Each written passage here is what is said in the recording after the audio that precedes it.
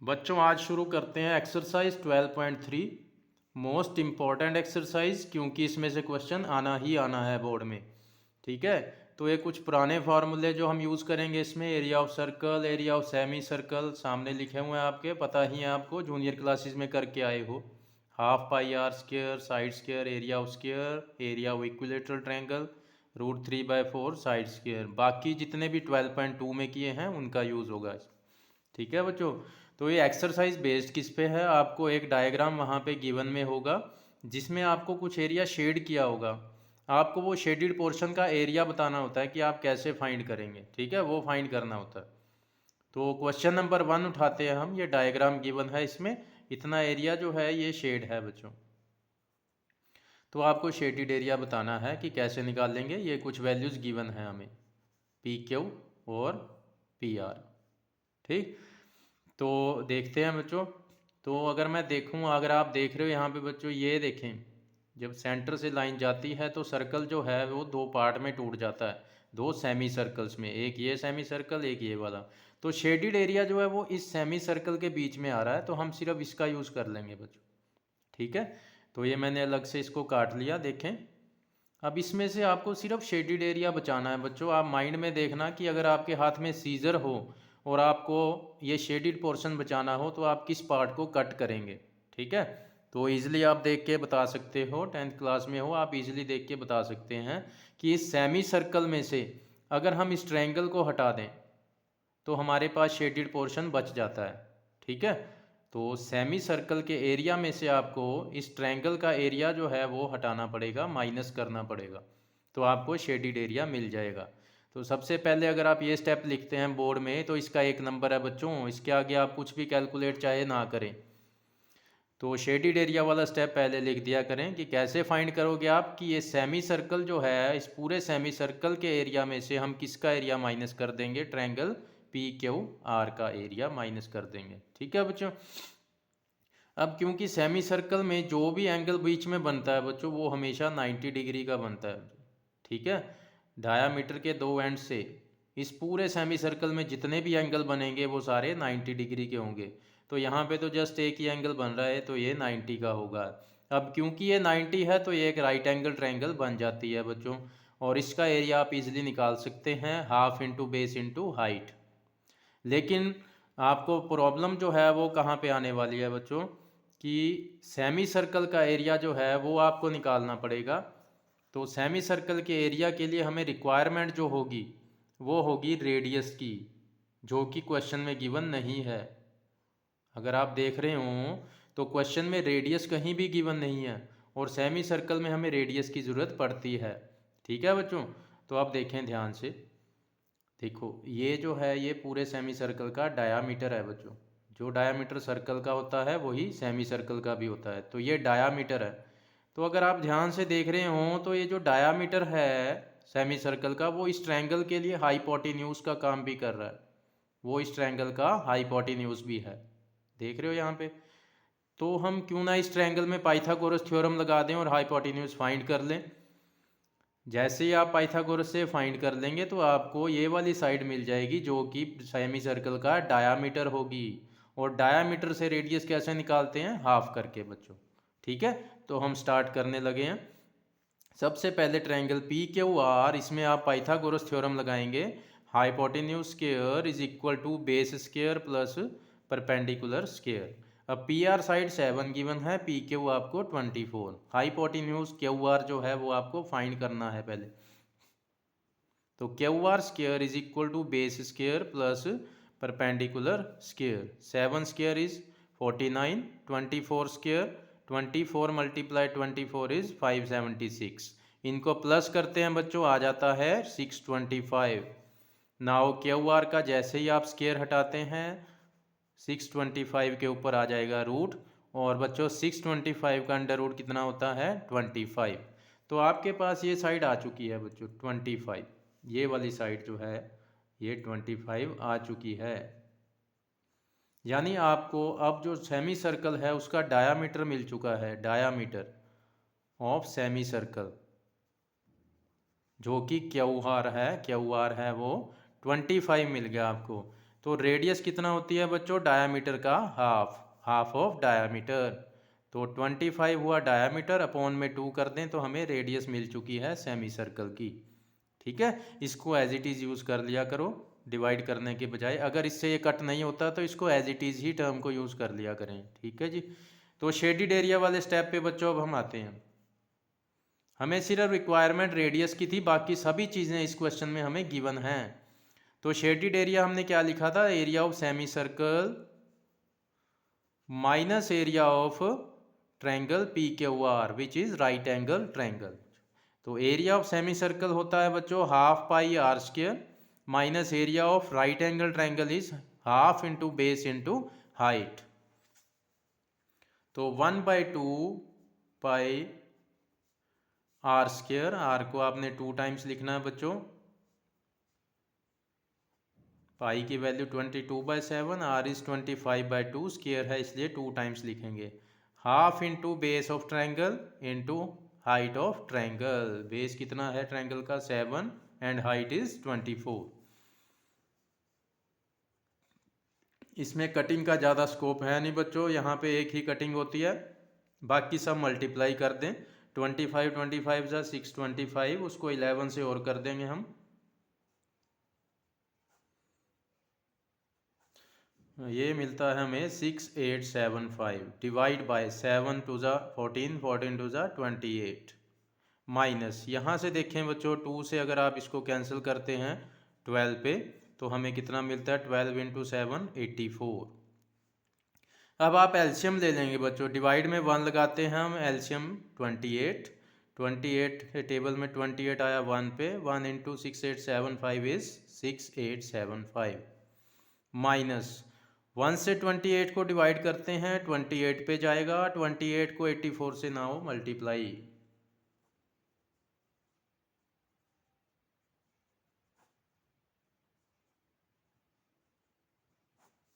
It's 2352।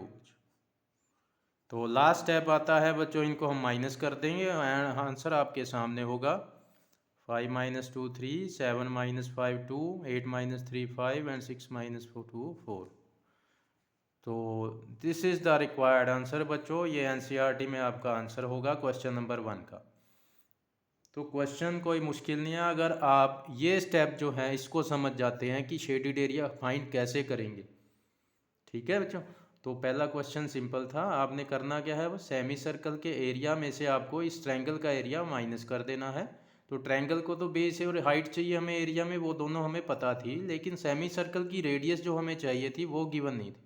तो हमने देखा जो सेमी सर्कल का डायामीटर है वो इस ट्रायंगल के लिए हाइपोटेन्यूज का काम कर रहा है, तो इस ट्रायंगल से हमने हाइपोटेन्यूज फाइंड कर लिया बाय पाइथागोरस थ्योरम, और यही हाइपोटेन्यूज जो है वो सेमी सर्कल का डायामीटर बन गया। ठीक है 25।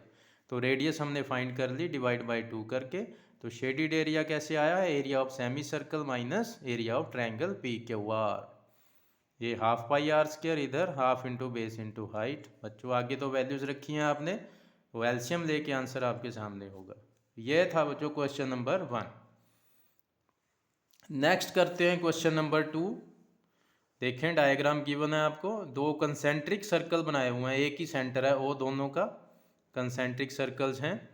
कहते हैं उनकी जो रेडियस है 7 एंड 14, यानी जो आपको छोटा सर्कल दिख रहा है उसकी रेडियस यहाँ से लेके यहाँ तक ये कितनी है 7, यानी ये भी 7 हुई। ठीक है, और जो बड़ा सर्कल है उसकी रेडियस 14 है, यानी यहाँ से यहाँ तक जो ये पूरी रेडियस है ये 14 है। ये भी रेडियस हुई इसी बड़े सर्कल की, तो ये 14 है बच्चों, और छोटे सर्कल की रेडियस 7 है। तो आपको शेडिड एरिया फाइंड करना है। तो अगर आप क्लियरली देख रहे हों तो इसमें हमें कुछ सेक्टर्स दिख रहे हैं, 2 सेक्टर दिख रहे हैं बच्चों। मैं ये अलग से अगर ये पोर्शन काट के दिखाता हूँ आपको तो ध्यान से देखें, इसमें हमें 2 सेक्टर दिख रहे हैं, ओ ए सी, और बीच में से एक और सेक्टर यहाँ निकला हुआ है O B D, O B D, और इनके बीच में ये पोर्शन आपको शेडिड एरिया जो है ये फाइंड करना है। ठीक है, थीटा जो है वो 40 डिग्री है, वो दोनों सेक्टर के लिए देखो थीटा यही रहेगा, इस सेक्टर के लिए भी थीटा 40 डिग्री और इस सेक्टर के लिए भी थीटा 40 डिग्री ही रहेगा। ठीक है बच्चों, बस छोटा सेक्टर जो है OBD उसकी रेडियस 7 होगी और OAC जो सेक्टर है इसके लिए रेडियस 14 होगी। ठीक है बच्चों, तो शेडिड एरिया अगर आप इजीली आपको पता है, अगर मैं आपको सीजर देता हूँ बच्चों, आप क्या कट करेंगे, जो सेक्टर बड़ा सेक्टर है जो OAC सेक्टर है इसमें से आप क्या हटा दोगे, OBD सेक्टर। OBD सेक्टर पे अगर मैं हाथ रख लूँ तो आपको शेडिड एरिया बच जाएगा। ठीक है ना बच्चों, तो करना क्या है आपको, जो बड़ा सेक्टर OAC है इस OAC सेक्टर में से हमें किसको हटाना है, छोटे सेक्टर OBD को, यानी इसका एरिया सब्ट्रैक्ट कर देना है, तो हमें शेडिड एरिया मिल जाएगा। ठीक है बच्चों, तो सबसे पहले ये स्टेप जरूर लिखें, shaded area is equal to area of sector OAC minus area of sector OBD। ये लिखने का आपको 1 नंबर मिल जाता है। ठीक, थीटा देखें हम 40 डिग्री दोनों के लिए कॉमन है, सेम है। जो छोटा सेक्टर है OBD सेक्टर OBD इसकी जो रेडियस है वो 7 सेंटीमीटर है बच्चों, और जो बड़ा सेक्टर है OAC उसकी रेडियस है 14। तो जब रेडियस डिफरेंट है बच्चों तो सिंबल उनका डिफरेंट जरूर रखेंगे, आप ये ध्यान रखना। ठीक है, थीटा सेम था इसलिए इसका सिंबल एक ही रखा हमने। तो फाइंड करते हैं बच्चों शेडिड एरिया। शेडिड एरिया कैसे लिखा था हमने यहाँ पे, area of sector OAC minus area of sector OBD। तो सेक्टर का फॉर्मूला हम 12.2 में कर चुके हैं बच्चों, pi are square theta upon 360 degree. तो इसमें बड़े सेक्टर के लिए रेडियस जो है वो कैपिटल R सिंबल रखा है तो कैपिटल R ही लिखना, और यहाँ पे पाई आर स्क्वायर थीटा अपॉन 360, यहाँ पे स्मॉल r लिया है हमने छोटे सेक्टर की रेडियस, तो स्मॉल r से डिनोट करना। दोनों में स्मॉल r यूज़ मत करना बच्चों, नहीं तो आंसर 0 आ जाएगा। यहाँ भी स्मॉल r लिखोगे, यहाँ स्मॉल r, तो पूरा कट जाएगा वो। तो ये ध्यान रखें, सिंबल डिफरेंट रखना। अब जो कॉमन है वो हम निकाल लेते हैं, पाई थीटा अपॉन 360, पाई थीटा अपॉन 360 दोनों में कॉमन है, इसको बाहर निकाल लें। इजी कैलकुलेशन के लिए बता रहा हूँ, अदरवाइज आप यहीं पे वैल्यूज पुट करके दोनों को डिफरेंटली सॉल्व कर सकते हो। ठीक है बच्चों, तो यहाँ पे कैपिटल R स्क्वायर बचा और माइनस यहाँ से स्मॉल r स्क्वायर बचा। अब हम इनकी वैल्यूज रखते हैं, पाई की वैल्यू 22/7, कैसे बताया था मैंने, 22 ऊपर लिखें 7 नीचे। थीटा की वैल्यू कितनी है 40 डिग्री, अपॉन में क्या बचा 360, ब्रैकेट में कैपिटल R कितना है बच्चों 14 उसका स्क्वायर, माइनस स्मॉल r कितनी है 7 का स्क्वायर। देख लें, ये हमने वैल्यूज पुट कर दी। कुछ कटिंग हो रही है, कटिंग करते हैं बच्चों, 0 से 0 गई, 4 9 जा 36। तो यहाँ पे हमारे पास क्या बचता है, अपॉन में 22 अपॉन में 7 मल्टीप्लाई 9, 14 का स्क्वायर 14 मल्टीप्लाई 14 बच्चों ये होता है 196, माइनस 7 स्क्वायर कितना होगा, 7 7 जार 49। अब इनको सॉल्व करते हैं बच्चों, 7 × 9 और इसको माइनस करेंगे आप, 196 में से 49 माइनस करेंगे,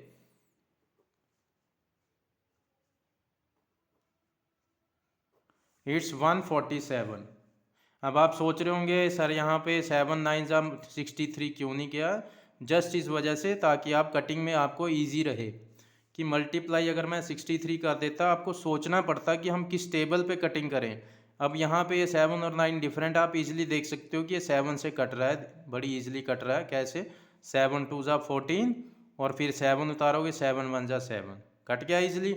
और अब 9 और 21 जो है वो भी 3 के टेबल पे कट रहे हैं, 3 3 जा 9, 3 7 जा 21।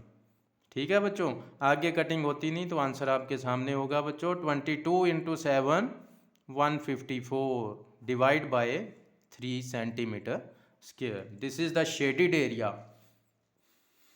तो इजी क्वेश्चन था बच्चों, थीटा कॉमन है, रेडियस छोटे सेक्टर की 7 बड़े की 14। शेडिड कैसे बचाया आपने, जो बड़ा सेक्टर था OAC उसमें से हमने छोटे वाले सेक्टर को हटा दिया, उसका एरिया माइनस कर दिया, हमें शेडिड पोर्शन का एरिया मिल गया। सेक्टर के फॉर्मूले आपको पता है, pi are square theta by 360। Radius का सिंबल डिफरेंट रखेंगे बच्चों, पाई थीटा बाय 360 कॉमन निकाल लिया हमने ताकि कैलकुलेशन थोड़ी छोटी हो जाए। यहाँ से कैपिटल R स्क्वायर बचा, माइनस यहाँ से स्मॉल r स्क्वायर बचेगा, देन पाई की वैल्यू 22 ऊपर, 7 नीचे, थीटा की वैल्यू 40, देन अपॉन में 360, capital R is 14 minus small R 7। Square open करेंगे, माइनस करके रिजल्ट आपके सामने है बच्चों। तो क्वेश्चन नंबर 3 करते हैं बच्चों। देखें, एक स्क्वायर दिख रहा होगा आपको, जो आउटर बाउंड्री है वो क्या है, एक स्क्वायर है बच्चों। कहते हैं जो स्क्वायर है इसकी साइड 14 है। अब हमें पता है स्क्वायर की तो सारी साइड्स इक्वल होती हैं, यानी सभी साइड्स 14 14 होगी। फिर उसमें कहते हैं दो सेमी सर्कल भी बने हुए हैं, ए पी डी और बी पी सी, ये दो सेमी सर्कल भी बने हुए हैं। कहते हैं आपको शेडिड एरिया बचा के देना है, ये हमें जो छोटा सा बचा हुआ है इसको बचाना है। अब मेरा ख्याल आप देखते ही समझ गए होंगे कि आप इस स्क्वायर में से आप किस चीज़ को कट करोगे। अगर आपको सीजर दे दी जाए तो ये पोर्शन बचाने के लिए आप किसको कट करोगे, यहाँ से एक तो ये सेमी सर्कल काट दोगे और एक ये सेमी सर्कल काट दोगे बच्चों। तो शेडिड एरिया वाला स्टेप आपके सामने है, कैसे निकालेंगे आप शेडिड एरिया।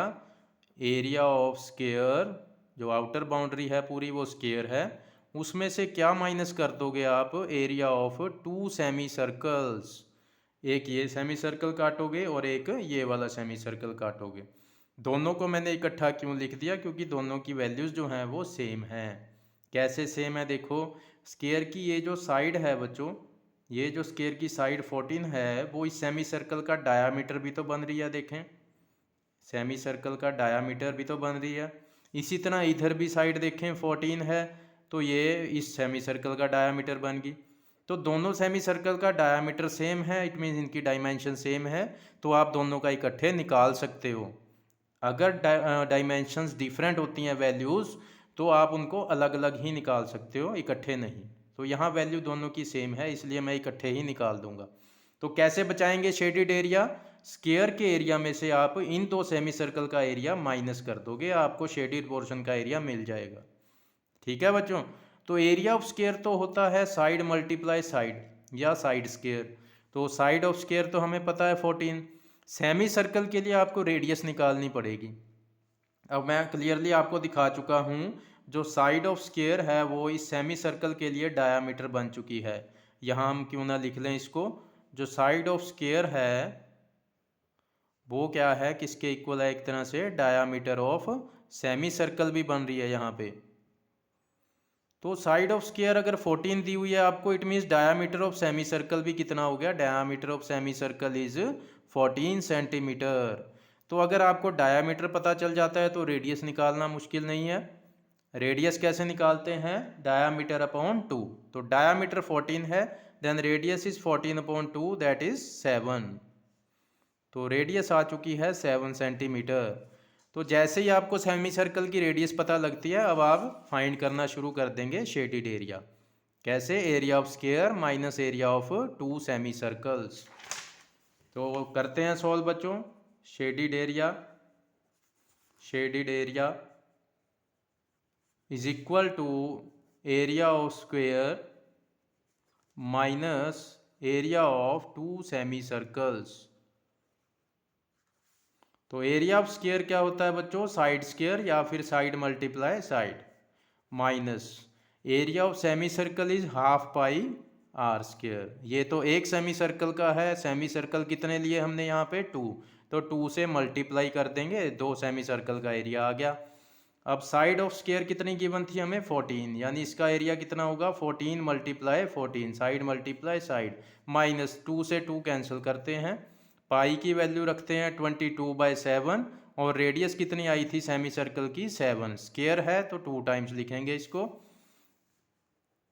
7 से एक 7 कट कर देते हैं बच्चों, 14 इंटू 14 करेंगे, 14 14 ज़ा 196 माइनस 22 7 ज़ा 154, इसको माइनस कर दे बच्चों, 6 minus 4 is 2, 9 minus 5 4 and 1 minus 1 0। तो 42 सेंटीमीटर स्क्वायर आ गया शेडिड एरिया।